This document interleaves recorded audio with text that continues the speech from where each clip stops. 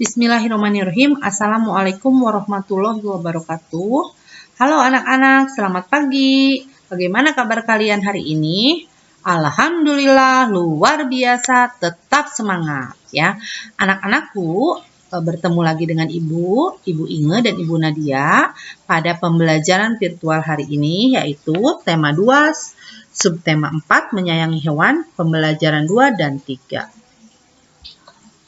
Tujuan pembelajaran hari ini adalah menuliskan informasi dari teks dalam bentuk peta pikiran, menceritakan pengalaman berbagai peran di rumah, mengidentifikasi bahan yang digunakan untuk karya seni, menuliskan pecahan yang tepat sesuai bagian yang diarsir atau diwarnai ya. Nah, mari anak-anak kita mulai pembelajaran hari ini dengan menyajikan informasi dari teks dalam bentuk peta pikiran. Pada pembelajaran sebelumnya, kalian sudah membaca teks Jonas ingin memelihara kucing. Siapa yang di rumahnya punya peliharaan kucing? Ya, Ibu punya. Ibu yakin juga kalian ada yang punya kucing di rumah ya. Nah, tulislah cara merawat kucing berdasarkan teks tersebut dalam bentuk peta pikiran seperti pada buku pena halaman 178. Dengan menggunakan bahasa Indonesia yang baik dan benar dan sesuai dengan pedoman umum ejaan bahasa Indonesia. Nah, anak-anak, kalau kalian merawat kucing di rumah, siapa yang merawatnya? Ya, Ibu yakin ya, setiap di rumah itu punya aturan masing-masing. Nah, kita akan belajar mengenai berbagi peran saat melakukan kegiatan di rumah ya. Saat merawat hewan peliharaan merupakan salah satu kewajiban di rumah. Ketika kita melakukan kewajiban itu, kita akan mendapatkan hak ya. Hak yang diperoleh setelah melaksanakan kewajiban tersebut adalah memiliki hewan peliharaan yang sehat ya. Kita pasti senang kalau kucingnya sehat ya. Nah, kita makanya harus melaksanakan kewajiban dulu, yaitu memelihara kucing itu dengan baik. Saat merawat hewan peliharaan, kita dapat berbagi tugas dengan anggota keluarga yang lain. Misalnya ada yang bertugas memberikan makan, ada yang bertugas membersihkan kandang, ada juga yang bertugas memandikan hewan peliharaan. Setiap rumah pasti berbeda-beda nih peraturannya ya, berbagi perannya. Nah, kalau di rumah ibu yang biasa memberikan makan kucing secara teratur pagi dan sore hari, biasanya Aprilia ya, anak ibu yang kecil. Nah, kalau yang kebagian membersihkan kandang, Teteh, anak ibu yang besar. Nah, kalau kebagian memandikan kucing, ibu biasanya kucing dimandikan seminggu sekali ya, supaya bersih tidak ada kutunya. Nah, sekarang ketika kita sudah berbagi peran, apa sih manfaat berbagi peran dan kerjasama itu ya? Nah, apa manfaat sebelumnya juga kita pernah mempelajari ya, yaitu pekerjaan cepat selesai, pekerjaannya akan terasa ringan, memupuk rasa kebersamaan, mempererat hubungan baik antara anggota keluarga ya.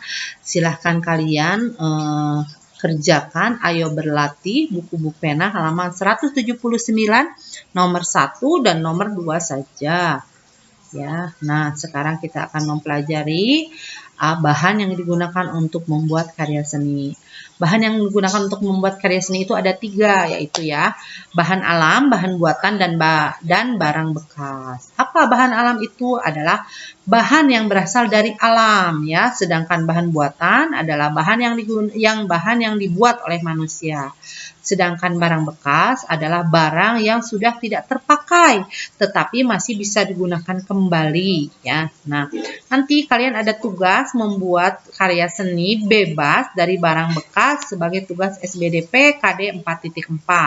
Tapi kalian perhatikan dulu penjelasan selanjutnya ya. Nah, ini adalah contoh-contoh bahan alam. Ada apa saja? Ada bambu, ada kayu, ada daun kering, ada biji-bijian. Pada pembelajaran sebelumnya atau pada tugas sebelumnya kita ada yang pernah membuat tugas mozaik dari kacang-kacangan, biji-bijian kering dan daun kering ya. Itu berarti karya seninya dari bahan alam. Selanjutnya adalah dari bahan buatan yang dibuat manusia apa saja. Ada besi, ada logam, ada plastik ya. Yang ketiga adalah barang bekas. Nah, ini barang bekas ini bisa berupa ini ya. Kaleng makanan ya, bekas kaleng makanan. Kain perca, ini biasanya dari bekas menjahit. Ada botol minuman, ini botol minumannya macam-macam ya. Ada yang berbentuk gelas, ada yang lebih kecil dan sebagainya.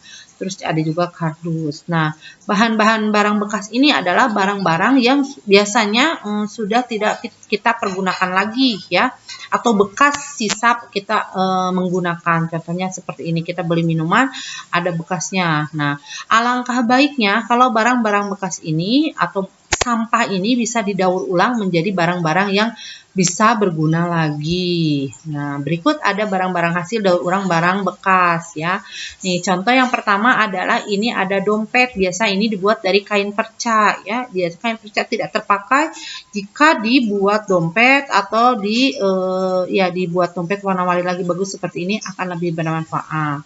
Terus ini ada celengan dari kaleng bekas ya. Kaleng bekas menumpuk, tidak dibuang, susah didaur ulang, lama didaur ulangnya, bisa lama terurainya, bukan didaur ulang ya, lama terurainya, ini bisa digunakan atau didaur ulang lagi menjadi celengan seperti ini. Ini kan lebih bermanfaat, kalau dijual juga bisa lebih bisa laku ya, bisa menghasilkan uang. Nah, ini adalah tempat pensil dari bekas botol minuman. Kalau sudah disulap seperti ini sangat menarik ya, sangat bagus. Nah, yang terakhir ini mobil-mobilan dari kardus. Daripada kardus tidak terpakai bisa dibuat mainan seperti ini. Kalian bisa memainkannya. Ya. Nah, untuk tugas SBDP yang KD 4.4 yang tadi, kalian bisa mencontoh ini atau punya ide sendiri membuat sesuatu, karya seni, mainan dan sebagainya, boleh bebas.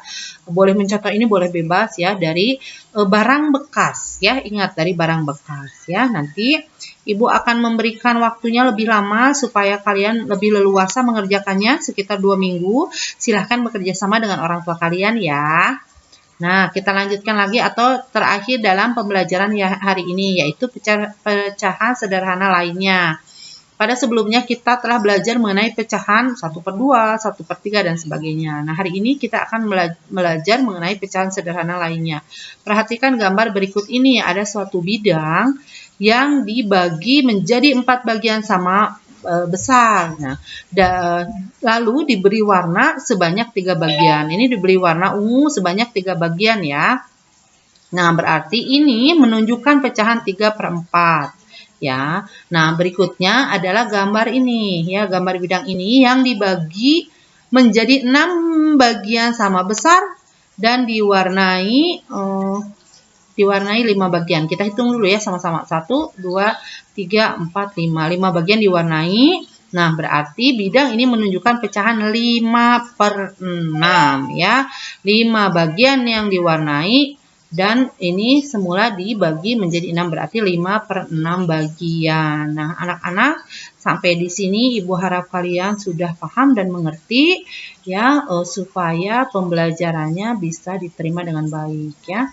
Nah, alhamdulillah pembelajaran tematik hari ini telah selesai. Sampai bertemu pada pembelajaran berikutnya. Tetap semangat!